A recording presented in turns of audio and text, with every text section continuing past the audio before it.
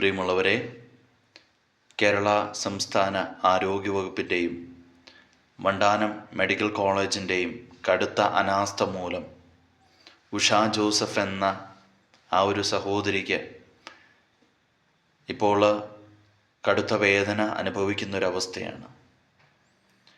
നമ്മൾ ഒന്ന് മനസ്സിലാക്കുക, ആരോഗ്യവകുപ്പ് ഈ കേരള സംസ്ഥാനത്തിൽ ഉള്ളത് ജനങ്ങളുടെ ആരോഗ്യം സംരക്ഷിക്കുവാനായിട്ടാണ്.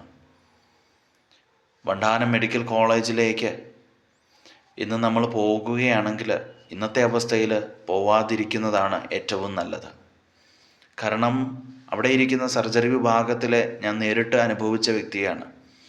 ഡോക്ടേഴ്സിനൊന്നും രോഗികൾ അവർക്ക് കാര്യമല്ല. ഇനി ഡോക്ടർമാർ നന്നായിട്ട് ചികിത്സിക്കണമെങ്കിൽ അവർ ചികിത്സിക്കുന്ന വല്ല പ്രൈവറ്റ് ആശുപത്രികളിലും കാണും. അങ്ങനെയുള്ള ഒരു സാഹചര്യമാണ്. പാവപ്പെട്ടവന് നല്ല ഒരു ചികിത്സ വണ്ടാനം മെഡിക്കൽ കോളേജിൽ നിന്നും ലഭിക്കുന്നുണ്ടോ എന്നുള്ളതാണ് എൻ്റെ ചോദ്യം. ഇല്ല എന്നായിരിക്കും നിങ്ങളുടെ മറുപടി.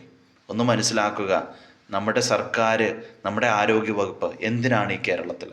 ഞാൻ ചോദിക്കുകയാണ്.